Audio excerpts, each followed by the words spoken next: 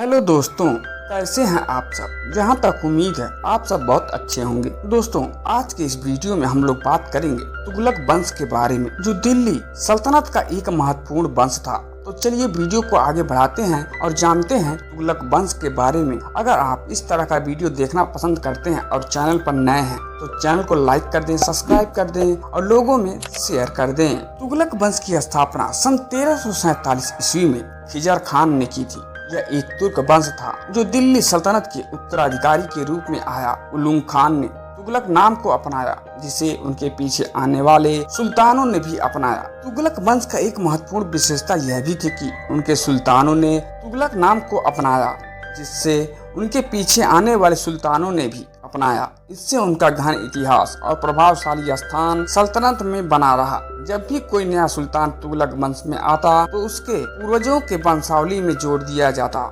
इससे वंश का ऐतिहासिक परिचय और संबंध सुरक्षित रहता था। इसके साथ ही यह वंश के सदस्यों के बीच विश्वास और साझेदारी की भावना भी विकसित करता था। इसके अलावा तुगलक वंश के सुल्तानों ने अपने अधिकारी क्षेत्र में सत्ता को स्थापित करने के लिए कठोर और प्रभावशाली कदम उठाए। उन्होंने आपूर्ति और व्यापार के नए स्रोतों का निर्माण किया, नागरिकरण को प्रोत्साहित किया और अपनी सेनाओं को मजबूत बनाने के लिए योजनाएं बनाई। इस प्रकार तुगलक वंश के सुल्तानों ने अपनी पूर्वजों की धारणा और नीतियों को अपनाकर अपने सल्तनत को मजबूती से संचालित किया। इससे उनकी सत्ता का नया और प्रभावशाली युग शुरू हुआ। तुगलक वंश का सबसे प्रमुख सुल्तान मोहम्मद बिन तुगलक था। उन्हें तुगलक ए दिल्ली के नाम से भी जाना जाता था। उनकी सत्ता काल 1325 ईस्वी से 1351 ईस्वी तक थी। उसके शासनकाल में दिल्ली सल्तनत ने विशाल साम्राज्य का निर्माण किया। तुगलक वंश के सुल्तानों ने दक्षिण भारत के विजय के लिए अनेक महत्वपूर्ण युद्ध लड़े और बहुत सारे क्षेत्रों को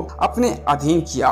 उनके युद्धों में कुछ महत्वपूर्ण युद्ध भी हुए, जो इस प्रकार हैं। पहला युद्ध मलिक काफूर के खिलाफ 1348 ईस्वी में, जब तुगलक वंश का सुल्तान उलुग खान था। उन्होंने मलिक काफूर के खिलाफ एक महत्वपूर्ण युद्ध लड़ा था। इस युद्ध में उन्होंने विजय हासिल की और काफूर को अपने अधीन कर लिया था। दूसरा युद्ध विजयनगर साम्राज्य के खिलाफ लड़ा गया, जो मोहम्मद बिन तुगलक ने विजयनगर साम्राज्य के साथ कई युद्ध लड़े। उन्होंने विजयनगर के खिलाफ विजय हासिल की और कई क्षेत्रों को अपने अधीन बना लिया। तीसरा युद्ध कामरूप राज्य के खिलाफ लड़ा गया, जो सन 1376 से 1377 ईस्वी तक लड़ा गया। तो तुगलक वंश के एक और सुल्तान फिरोज तुगलक ने कामरूप राज्य के साथ एक महत्वपूर्ण युद्ध लड़ा था। उन्होंने कामरूप को जीतकर उसे अपने अधीन कर लिया था। चौथा युद्ध द्वारका के खिलाफ सन 1356 ईस्वी में मोहम्मद बिन तुगलक ने गुजरात के द्वारका के खिलाफ लड़ा था। इस युद्ध में उन्होंने द्वारका को जीता और उसे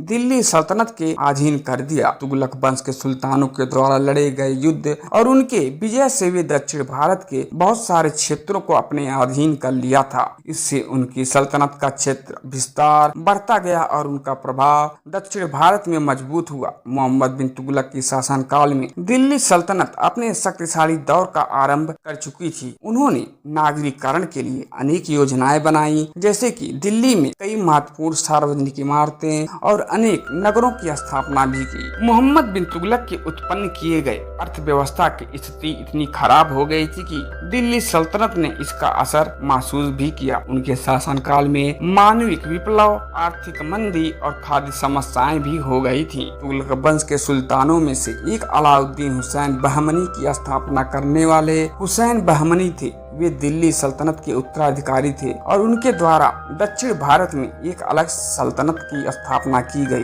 तुगलक वंश के अंतिम सुल्तान फिरोज तुगलक थे, जिन्होंने दिल्ली सल्तनत की सत्ता को 1388 ईस्वी तक संभाली। उनकी शासनकाल में शिलालेखों की स्थापना, पानी की आपूर्ति के लिए कई निर्माण और नगरों की सुविधाओं का भी विकास किया। उन्होंने विभिन्न नगरों में बांध, किला, मस्जिद और बाग बगीचे निर्माण कराए। इन्हीं में से कुछ मशहूर निर्माण कार्यों में भी उनका योगदान रहा, जैसे तुगलकाबाद किला और तुगलकाबाद मस्जिद शामिल है। फिरोज तुगलक की शासनकाल में विजन के साथ जल आपूर्ति पर भी ध्यान दिया गया। उन्होंने दिल्ली में जल संग्रहण के लिए तालाब, बांध और कुएं का निर्माण करवाया। उनकी सबसे प्रसिद्ध पहचान मोहम्मदाबाद की तालाब और नहर है, जिन्होंने दिल्ली के पानी की आपूर्ति को सुनिश्चित किया। इसके अलावा फिरोज तुगलक ने शिलालेखों की स्थापना को बढ़ावा दिया। उन्होंने अपने सल्तनत के नाम से अनेक पत्र और शिलालेख जारी किए, जिनमें उनके प्रशासनिक और सामाजिक कदमों को दर्ज किया गया। इस प्रकार फिरोज तुगलक ने अपने शासनकाल में नगरों के विकास, जल आपूर्ति की व्यवस्था और शिलालेख की स्थापना पर ध्यान दिया। उनकी प्रशासनिक क्षमता, योजनाबद्धता ने उन्हें एक महान शासक के रूप में मान्यता प्रदान की। तो यह कहानी थी तुगलक वंश की। तो दोस्तों, आप लोगों को वीडियो कैसा लगा आप हमें कमेंट करें, और चैनल पर नए हैं तो चैनल को लाइक करें, सब्सक्राइब करें और लोगों में शेयर करें। धन्यवाद।